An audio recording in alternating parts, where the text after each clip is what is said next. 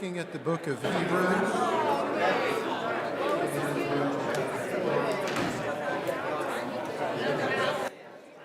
For those of you who may be joining us online,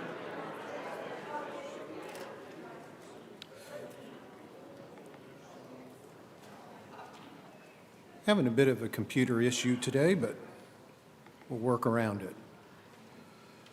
All right, so we want to look at chapter 4 today, and I want to remind you of a couple of things that will give you a continuum of thought. It's important for us here to see that there is a process we're going through here in Hebrews.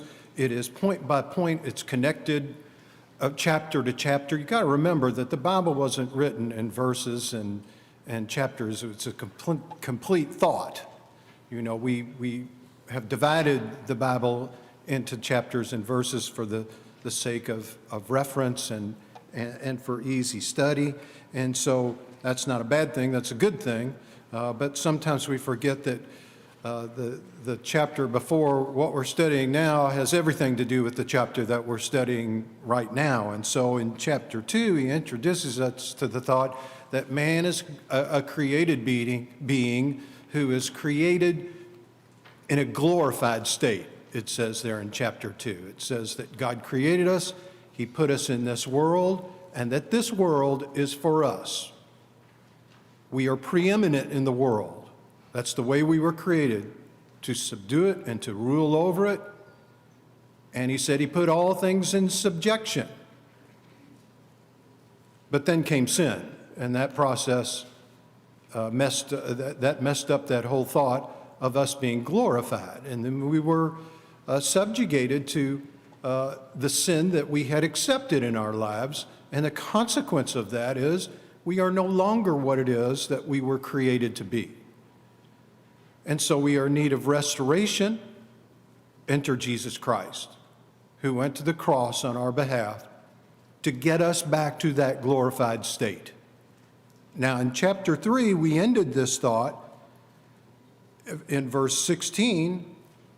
He rehearses some of the Old Testament beginning in Psalms 95, and he says, "For who were those who heard and yet rebelled? Was it not all those who left Egypt led by Moses?" Because in chapter 3, he tells you that Christ is superior to Moses, that Moses was a servant in God's house, but that Jesus, our Lord and Savior, he is a son over God's house. That's what it tells us there in chapter 3. And God was displeased with Israel, including Moses, who was faithful in all things, mind you. And he did not enter into the rest of the land of Canaan. That's the point of that. And with whom was he provoked for 40 years? Was it not with those who sinned, whose bodies fell in the wilderness? And to whom did he swear that they would not enter into his rest? That's Psalms 95. But to those who were disobedient, so we see that they were unable to enter in because of unbelief. That's where we were in chapter 3. They could not enter into a rest. All right?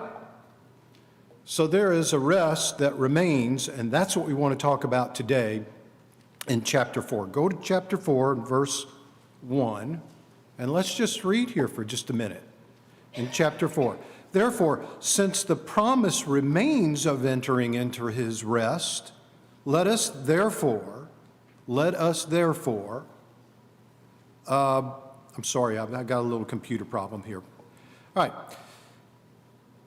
Therefore, since a promise remains of entering into his rest, let us therefore, lest any of you seem to have come short of it, for indeed the gospel was preached to us as well as to them. But the word which they heard didn't profit them, not being mixed with faith in those who heard it." Now look at that passage a little bit more closely. He said that they did not enter into his rest. The rest that he was referring to in chapter 3, they did not enter into, was what? What rest? The land of Canaan. He couples this chapter with that thought in verse 1 with the ever-present word therefore. It is connected, the thoughts that we're talking about now, with that previous verse. And he says, since a promise remains of entering his rest. Now, he's not talking about their rest. They did not enter in. He's talking about our rest, which is something completely different. But it is analogous or metaphorical of what he had just talked about. Let me explain it a little better. He said, there is a rest. Therefore, there remains a rest. Let us fear, lest any of you seem to come short of it. That's a different rest. He's saying they didn't enter in because of unbelief. Now, you have to be careful that you don't enter in to the rest that remains. There is something coming, in other words. Correct? All right. So we have to be careful. It is the same God who would not let them enter into his rest that we deal with today. He hasn't changed. He hasn't changed. For indeed the gospel was preached unto us. And what exactly is the gospel?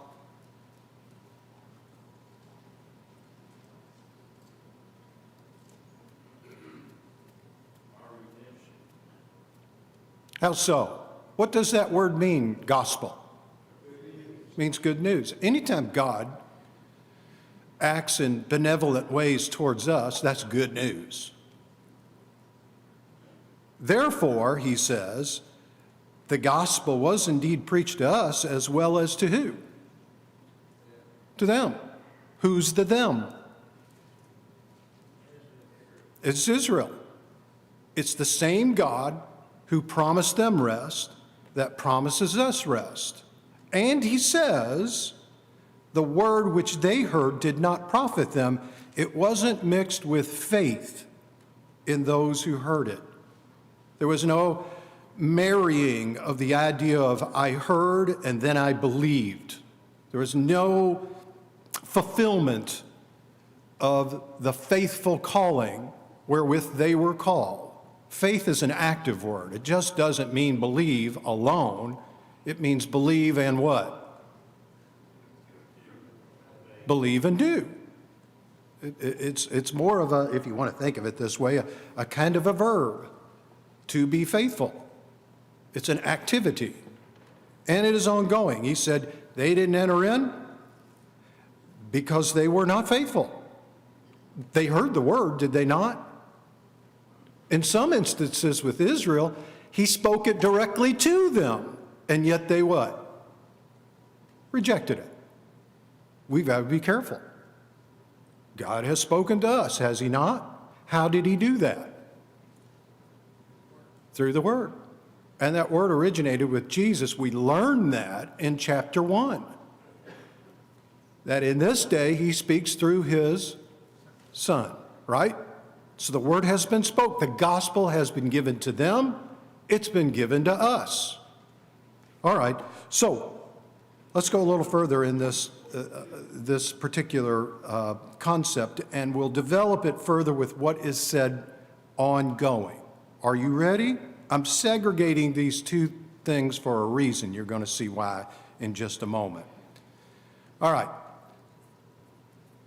What I want you to do is to sort of suspend your, let me put it to you this way. It would be nice if you could listen to this with fresh ears. Because it is that, you know, if you say gospel to the average person, invariably they think that you're talking about what? The New Testament. But the word being spoken to them is just as much the gospel as it is to us. In other words, we have ascribed certain terms to apply only to the things that we're most used to hearing. That's where you're going to have to sort of change your thinking here just a little bit. I'll explain it as we go on. Are you ready? Here we go. We're in verse 3. For we who believe do enter into that rest, as he has said. So I swore in my wrath that they shall not enter into my rest. That's Psalms 95 again. Here's the thought. We who believe do enter into that rest. There is a rest that we will enter into. But he did say somewhere, I swear in my wrath, they shall not enter into my rest. So he's got to be talking about a different kind of rest. He's talking about some rest for the obedient or faithful. Now, listen. Although the works were finished from the foundations of the world, he has spoken in a certain place of the seventh day in this way. And God rested on the seventh day from all his works, and again in this place, they shall not enter into my rest. Now, if you just look at those passages from 3 to 5 there, it's a little convoluted. You're probably already thinking, I'm not exactly sure what all that means. All right, so let's look at the flow of thought. Pay attention to the flow of thought. He says, we who believe, that's in distinction to those who don't believe. In other words, belief or faith is necessary to achieve the rest that he has promised us. We that do believe do enter into the rest. But he did say, I swear in my wrath, they shall not enter into my rest. In other words, if it was that you looked at the rest that he's talking about, whereby he said, they will not enter into my rest, I promise you that's not going to happen, there must be another rest he's referring to then. That's what he's getting at.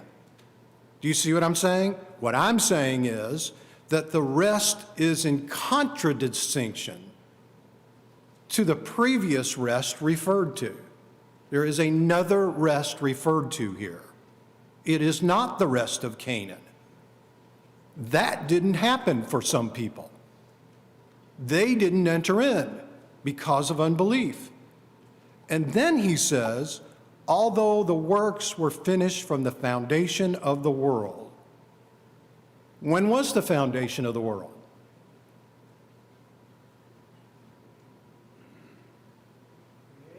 That's creation. It started with creation, which tells you that God had a plan in mind for rest for the faithful. When? Since the beginning. It was always his plan.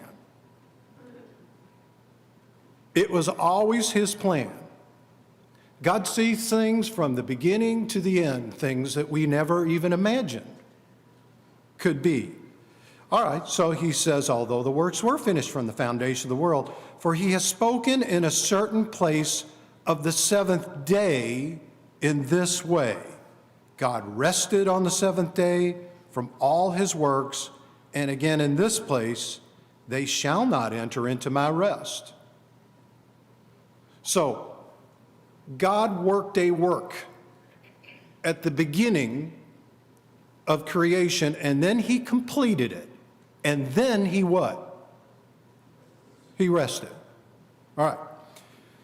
What I'm trying to avoid is conflating the rest of God on the seventh day with that of the Jewish Sabbath, which is where a lot of people get off line here. They just go into this concept that what he's talking about here on the seventh day rest that God took is that represents the Jewish Sabbath. That is not so.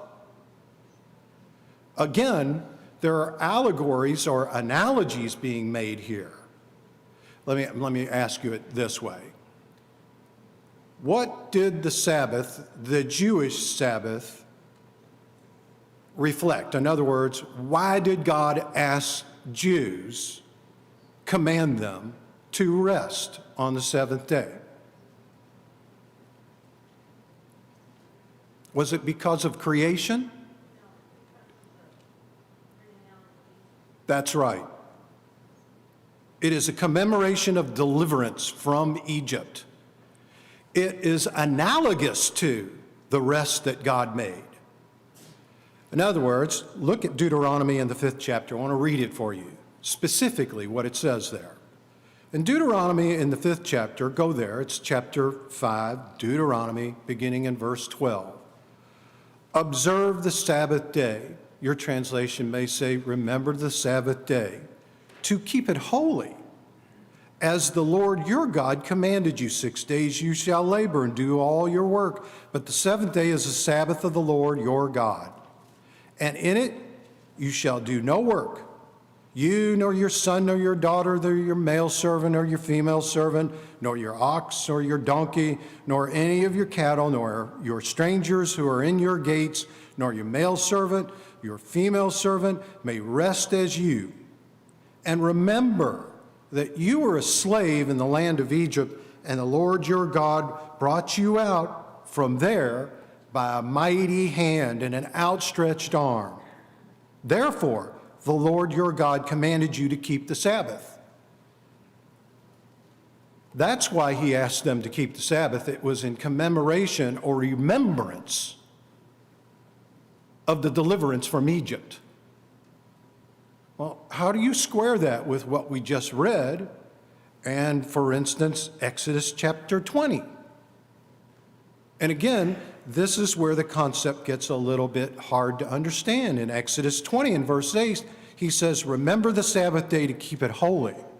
6 days you'll labor. On the seventh day of the Sabbath of the Lord, in it you should do no work, nor your son, your daughter, nor your strangers in your gate. For in 6 days, verse 11, the Lord made the heavens and the earth, the sea, and all that is in them, and rested the seventh day. Therefore, the Lord blessed the Sabbath day and hallowed it. When God created and he rested on the seventh day, what did he do to the seventh day?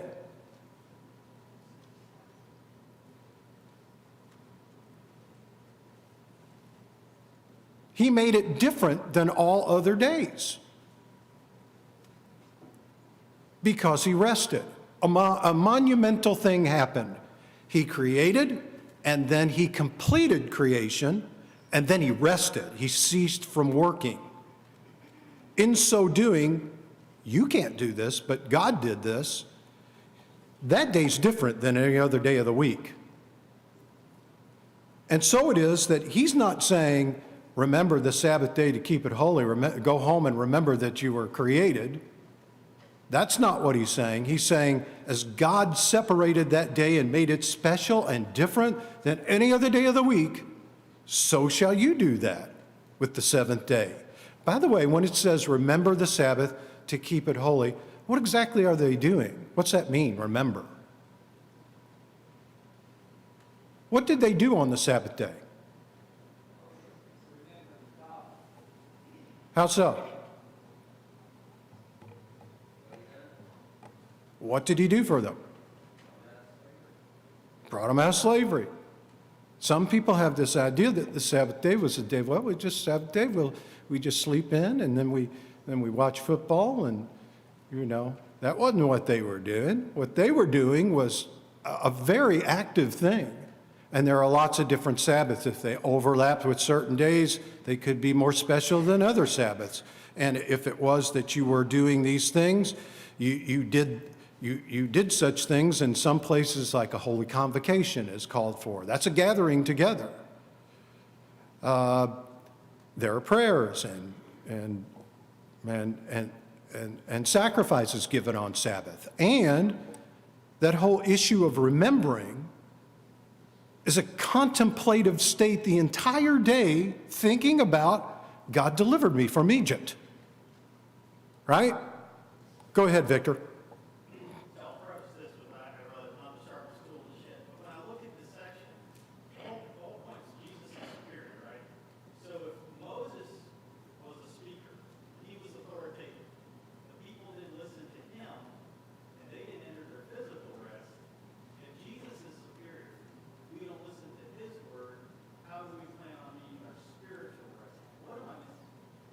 You're not missing anything. In fact, I love that. That's exactly the thought there. In fact, you come up here. You should be up here. Victor said if Moses was the spokesman for God, and they didn't listen to him, and therefore they didn't enter into the rest that they were offered, then Jesus is our spokesman, if you want to use that term, and we should be listening to him so that we can enter into the rest. And that's exactly the point here. The emphasis isn't the Sabbath. The emphasis is the rest afforded those who are faithful. Let me say it this way. There are Sabbatarians today. If you're a Seventh-day Adventist, you know fully well about those issues. And if you, I don't want to be unkind to anybody, but what I'm saying with reference to Sabbatarians today are, they say, well, we keep the Sabbath because God dismissed the ceremonial law, but he retained the Ten Commandments. Well, the Ten Commandments, all of the Ten Commandments, not just the Sabbath, but the Ten Commandments, that's part of the old law, true? What happened to that old law? Nailed to the cross, Colossians says. It's gone completely. But everything in the Ten Commandments, everything, saving the Sabbath, carried over into the New Testament relationship. Have you noticed that? That's because those fundamental truths are universal, except for the Sabbath. In other words, if you are the kind of person who thinks that the Sabbath is reflective of the seventh-day rest that God took after creation, and that's why you're keeping that, they maybe have a point in that. Let me say it this way. They don't celebrate Independence Day, July 4th in China, do they? Why don't they? That's right, it's meaningless to them. For you to celebrate the Sabbath in this day and age would be meaningless. You are not an Israelite. You were not delivered from Egypt. For all I know, I'm not either.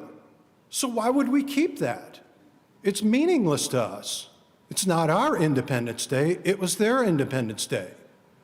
So you wouldn't keep something like that. And then some people will say, well, God always had, we just don't have record of it. He always had men keeping the Sabbath. That's not true either. There's no record of anyone keeping the Sabbath before Sinai. And in fact, the scriptures talk about that. Look at Nehemiah in the 9th chapter. Go to Nehemiah in the 9th chapter. I'm behind. Here's what it says in Nehemiah. Nehemiah said in the 9th chapter in verse 13, he said, you came down also on Mount Sinai. You spoke to them from heaven and gave them just ordinances and true laws, good statutes and commandments.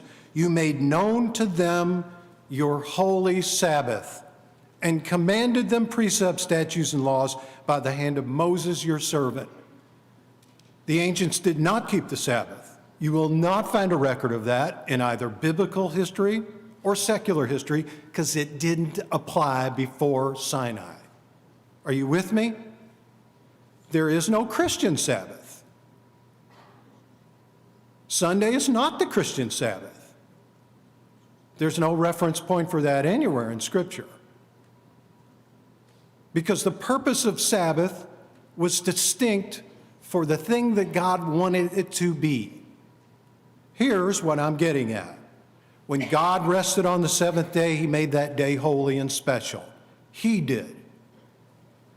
When it was that the Jewish Sabbath came along, he analogized that. He said, you keep this day, a special day, just as I set that day apart, a special day. But there remaineth a rest. There's still another rest. All of these rests are being spoken of here because they are interconnected to the thought that the Lord wants us to see in the giving of the book of Hebrews. So let's go a little further here. By the way, let's stop here because I don't want to just brush over this. Anybody have a thought?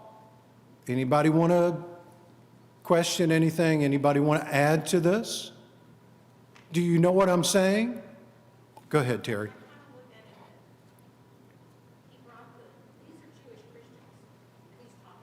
True. This was that. This was you remember the Sabbath because it brought you out of Egypt from slavery. The new Sabbath, or the new rest, brings us out of slaves of sin. And Jesus did that for us. If you want to think of it that way, Terry says, if you want to think about Sabbath, don't conflate it with the Jewish Sabbath. If you want to think about the Sabbath as rest in terms of a Christian, it is that Jesus gives us rest. That is true. Andy texted me recently. He said a very similar thing, and I can agree with that. But there is no ceremonial Sabbath for Christians. Go ahead.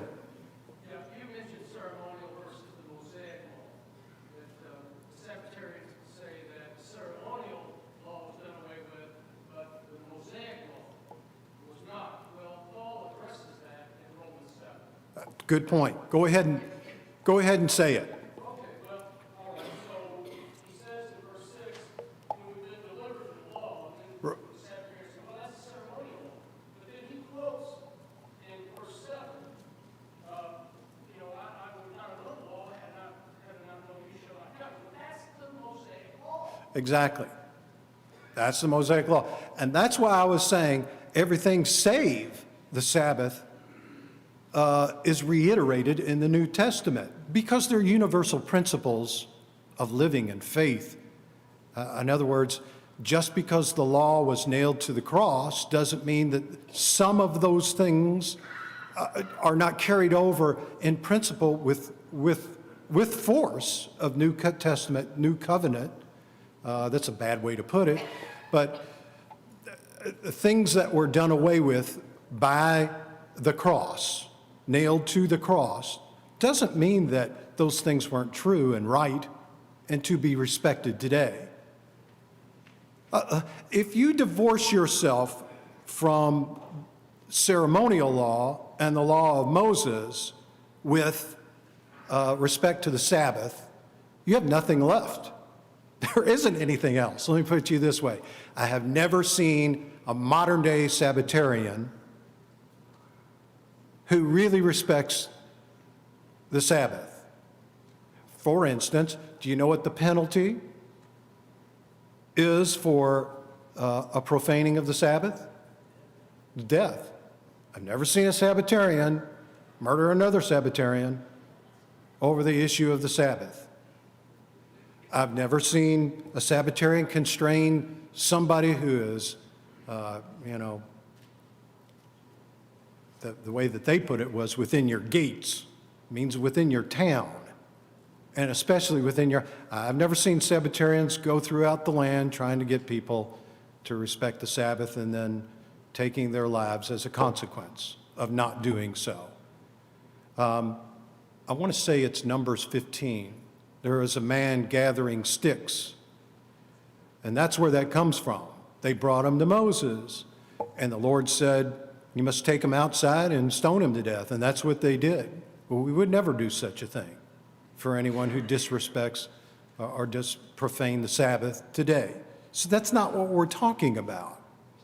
But when you're looking at Hebrews 4 here, to complete the thought, let's go a little further. We're in verse 6 now. To complete the thought in verse 6 of Hebrews 4, since, having gone through that flow of thought, that there are different rests, and that we have not realized the rest that he's actually talking about, since, therefore, it remains for some to enter in. There is a rest that has been unrealized. And those who formerly received the good news failed to enter in because of disobedience. Again, he appointed a certain day, today. Now we're going back to what we have talked about before in chapter 2. Today, saying through David so long afterward, in the words already quoted, today if you will hear his voice, harden not your heart. If Joshua, your translation may say Jesus there, that is a transliteration of the name Joshua, Yeshua, which means Jesus, but the anglicized word there is Joshua. Kind of like in Spanish we say Jesus. It's the same word for Jesus, same word for Joshua. In the United States, we rarely use that name, except in the sense of Joshua. But he says here, if Joshua had given them rest, what rest is he talking about there?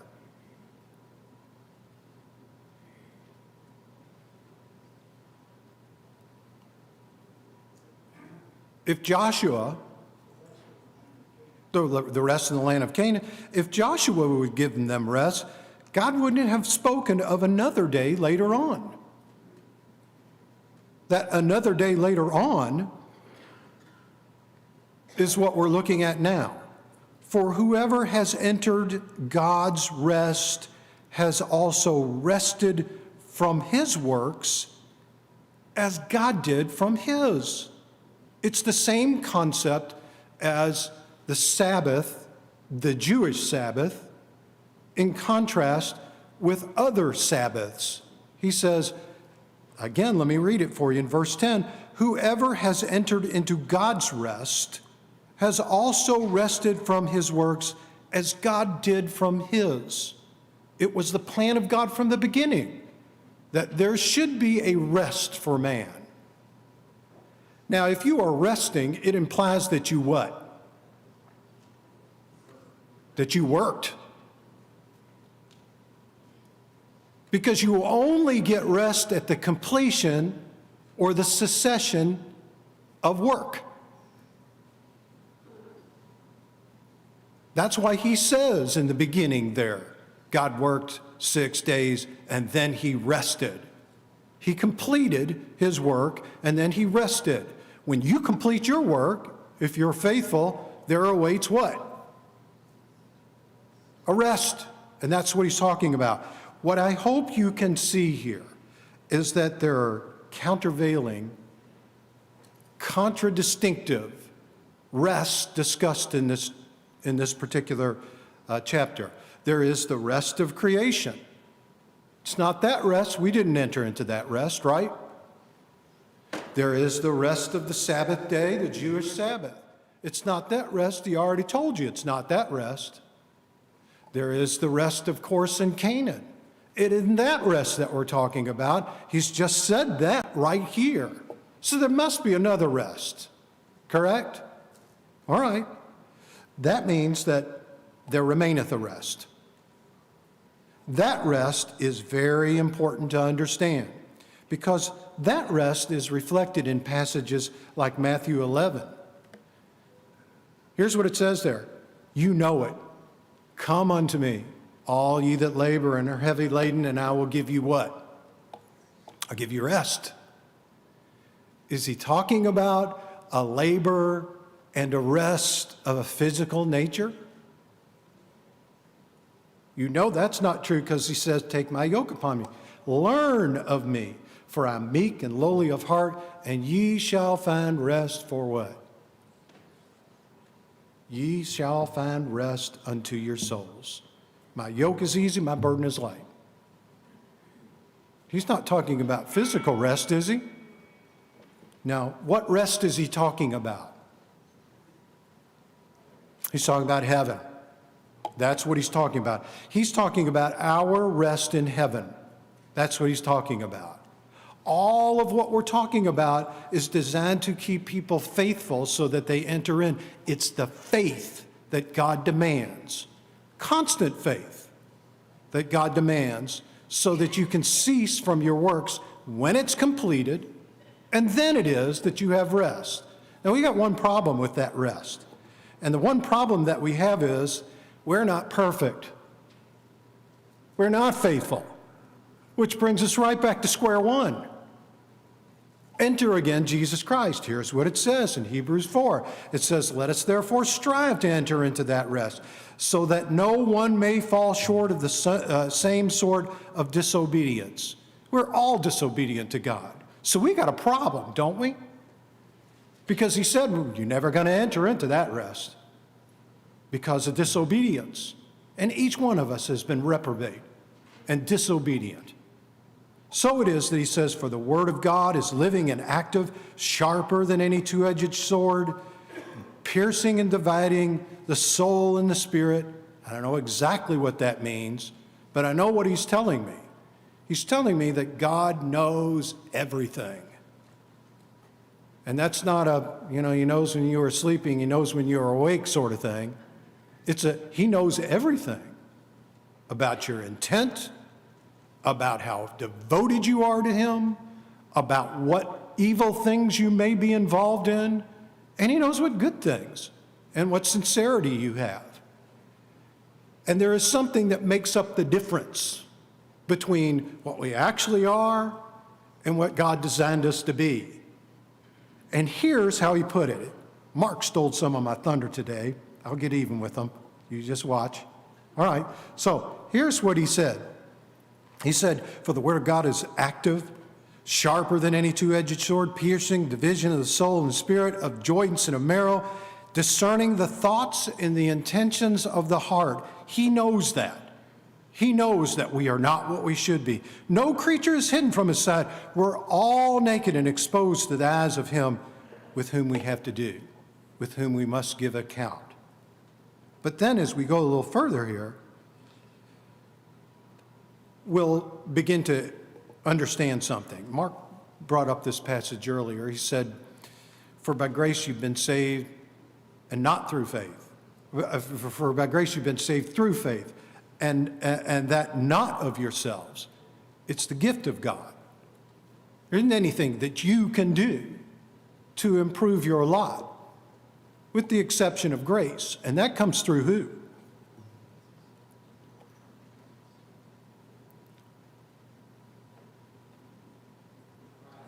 That comes through Jesus Christ. Hence, when you get to the next chapter, he brings up again the idea of Jesus as your high priest. And he sort of alluded to it here. We have an advocate in heaven. We have someone who makes grace possible for us. We have someone who has, as we'll learn in just another week, who has passed through the heavens and has entered into the presence of God to be a priest on our behalf, to make those differences between what we are and what we should be negligible. Jesus will reconcile that before the Lord so that each one of us has a hope of heaven. That's where he's going with this. Now, if you're a Hebrew Christian and somebody says that to you, and it's emphasized by the thought of nobody has ever entered into a rest. Have you noticed that? Nobody has ever entered into God's rest without being what? Obedient, faithful. Then why would you want to stop? Why would you want to fall back into what you came out of? Why would we want to do that? Listen, it's often been said, and it's true, if you missed heaven, you've missed it all. You can come to church, you can do all these things that we're talking about, and if you just are unfaithful, you've just missed it all. There's nothing more important. Be a member of the church, be faithful to God, live and die a Christian, there remaineth a rest. So we'll pick up on chapter 5 next week. Thank you.